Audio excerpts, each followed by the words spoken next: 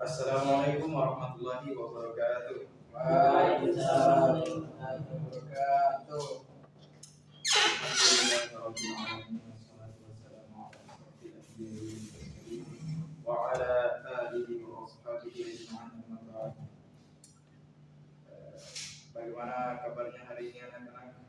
Alhamdulillah.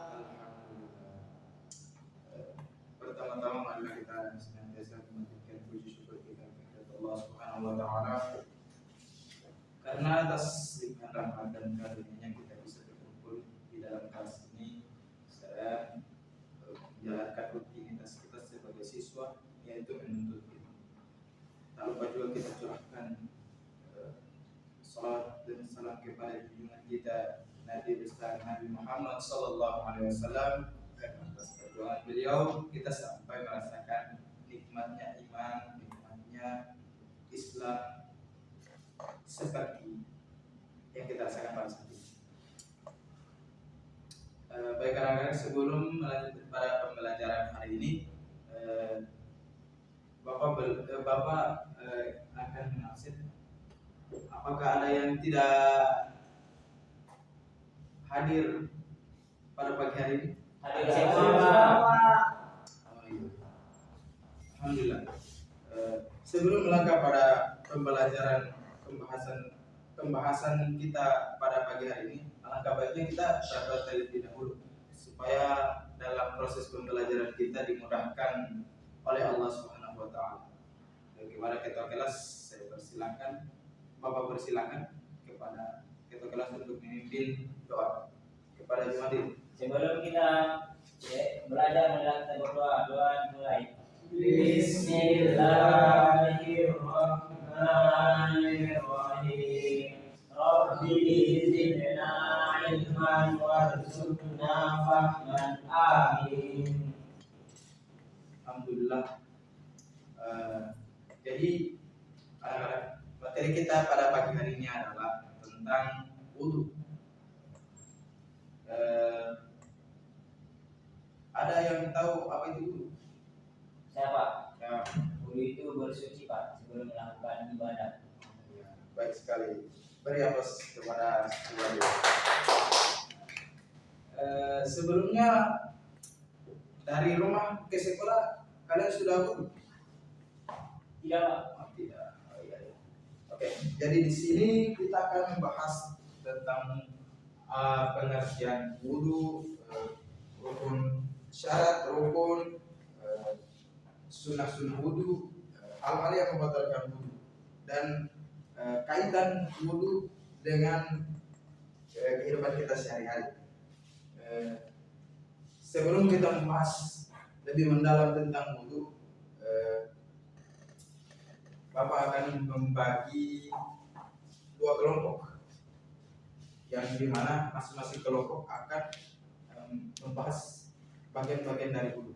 Nanti Bapak akan berikan materinya yang akan dibahas oleh masing-masing kelompok. Silakan yang bagi kelompoknya. Di sini kelompok 1, di sini kelompok 2.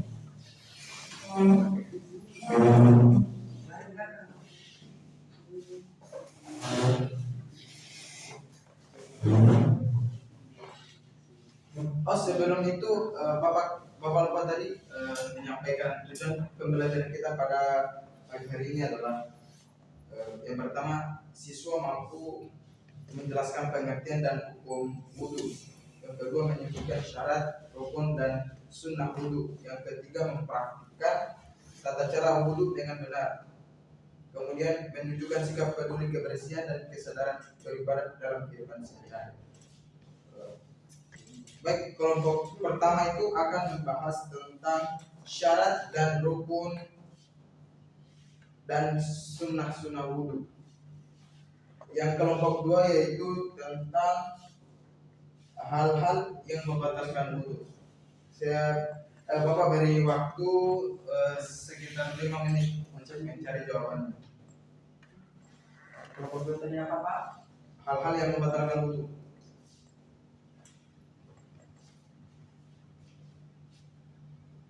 Kelompok 1 tadi syarat, rukun dan sunnah wudu.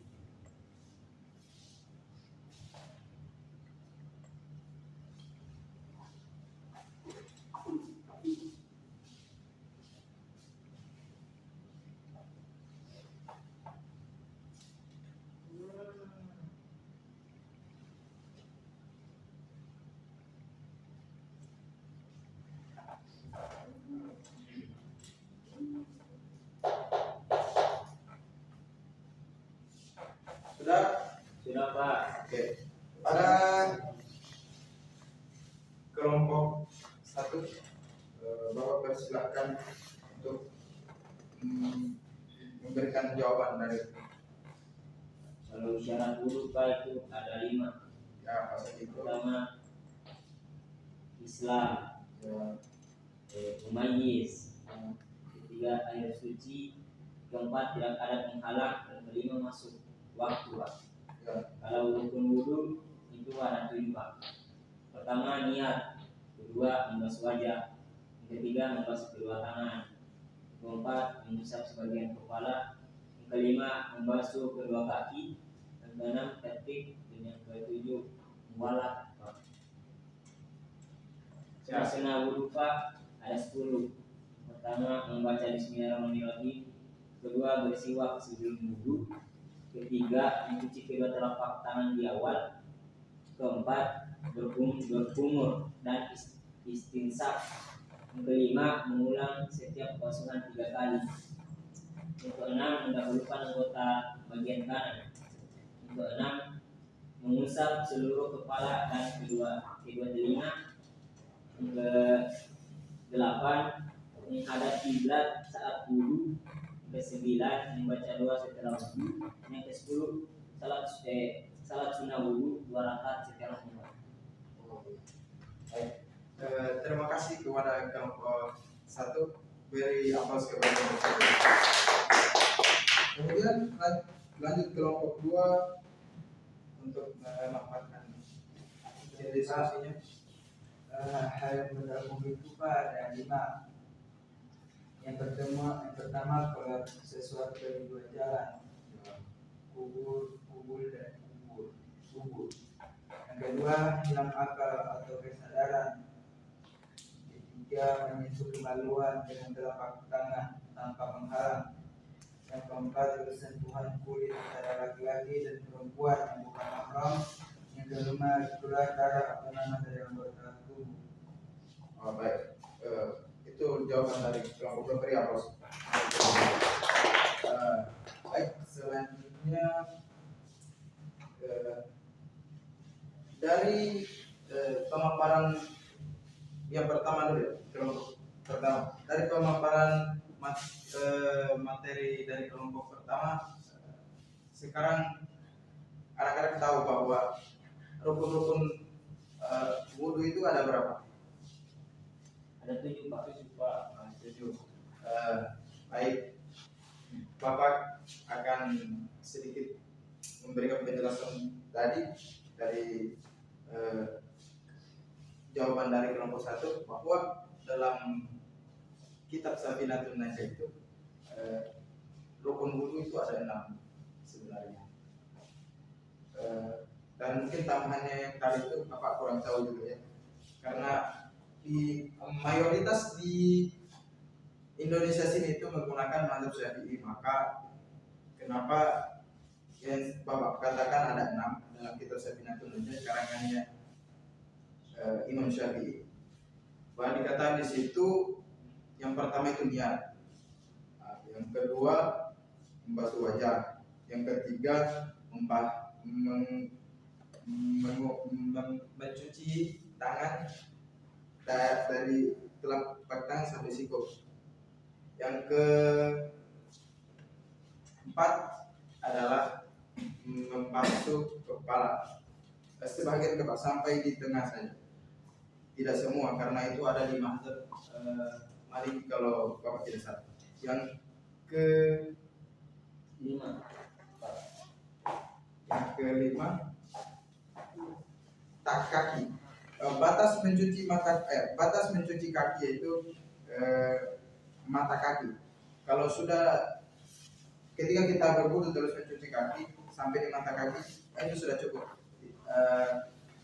Itu sudah sah wudu kita. Yang keenam yaitu tertib, tidak berbolak-balik, maksudnya urutannya. Pertama niat, basuh wajah, cuci tangan sampai siku, mengusap kepala, yang kelima mencuci kaki, dan 6 tertib. Nah, itu dia tertib.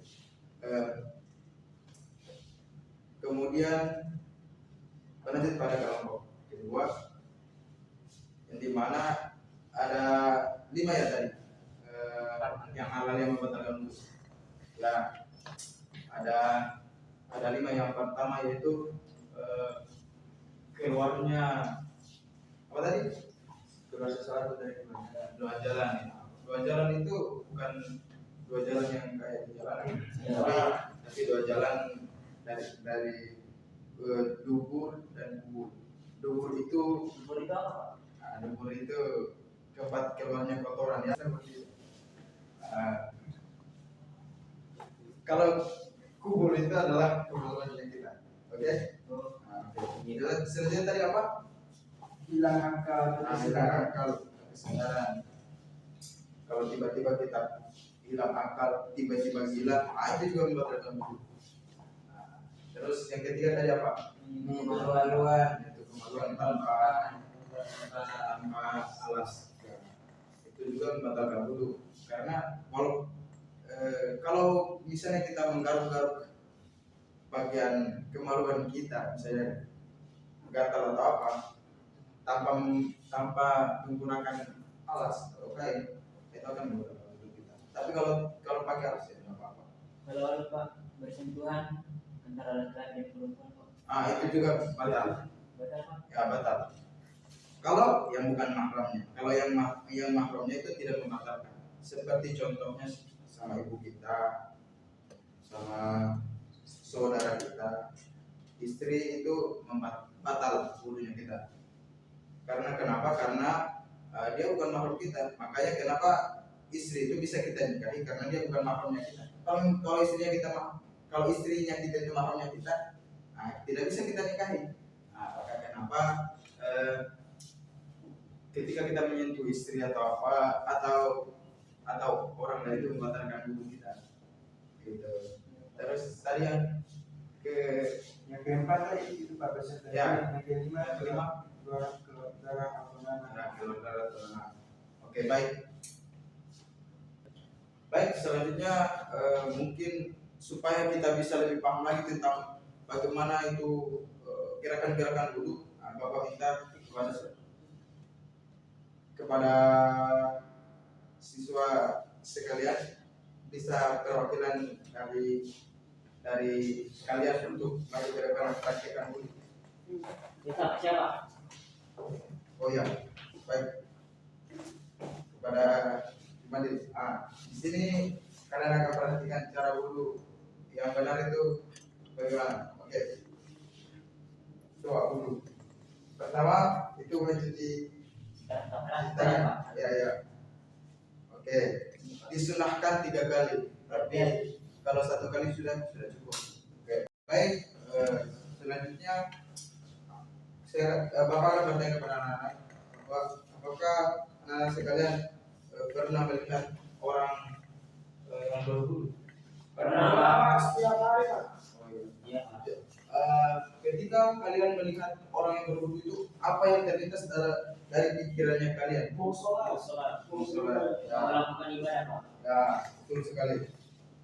Jadi wudu itu bukan hanya mengajarkan kita atau hanya untuk menyuruh kita untuk ketika kita berwudu hanya untuk melakukan ibadah saja.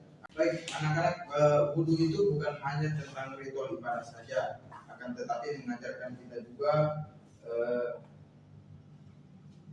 bahwa ketika kita melakukan wudu itu akan membawa dampak positif yang nyata dalam kehidupan sehari-hari kita, mencakup dari aspek fisik, mental, dan spiritual. Yang pertama, kesehatan fisik.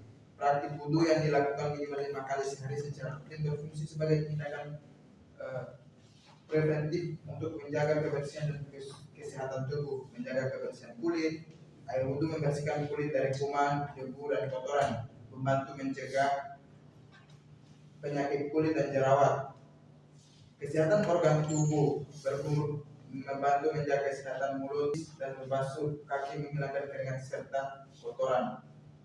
Yang kedua yaitu ketenangan mental dan spiritual. Secara spiritual, wudu berfungsi membersihkan hati dari dosa dan memberikan ketenangan batin. Pembersihan dosa Setiap tetesan air wudhu dipercaya menggugurkan dosa-dosa kecil yang dilakukan oleh anggota tubuh yang dibasuh. Rasa percaya diri dalam keadaan suci setelah berwudu memberikan rasa percaya diri sebagai orang yang bersih dan siap beribadah kepada Tuhan.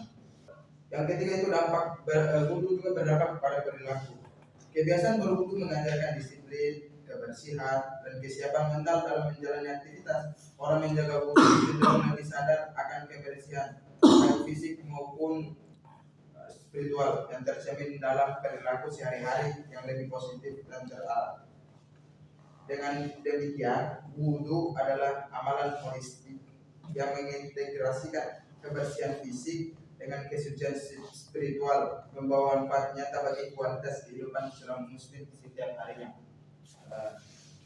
Baik, itulah anak-anak kaitan wudu dengan kehidupan kita sehari-hari, bahwa kita diajarkan disiplin dalam kebersihan, agar diajarkan untuk menjaga kebersihan, bahwa kebersihan itu sangat penting dalam kehidupan sehari-hari. Baik, mungkin itu saja dari Bapak untuk materi hari ini, penjelasan materi dari Bapak untuk hari ini. Semoga ada lain waktu kita bertemu pada pekan depan. Sebelum Bapak mengakhiri kelas hari ini, Bapak akan memberikan kalian tugas, di mana Bapak minta kalian mempraktikkan wudu di rumah kalian dan minta orang tua untuk mengamati. Nah, kemudian ada lagi satu tugas tertulis di mana kalian akan mengerjakan tugas itu di rumah. Tugasnya akan Bapak kirimkan lewat grup WhatsApp, LKPD-nya Bapak akan kirim. Baik, mungkin itu saja dari Bapak untuk hari ini. Semoga bisa bermanfaat bagi kita semua. Bapak harap semoga kalian bisa menjaga kebersihan di kehidupan sehari-hari. Bapak akhiri dengan Assalamualaikum warahmatullahi wabarakatuh. Waalaikumsalam warahmatullahi wabarakatuh.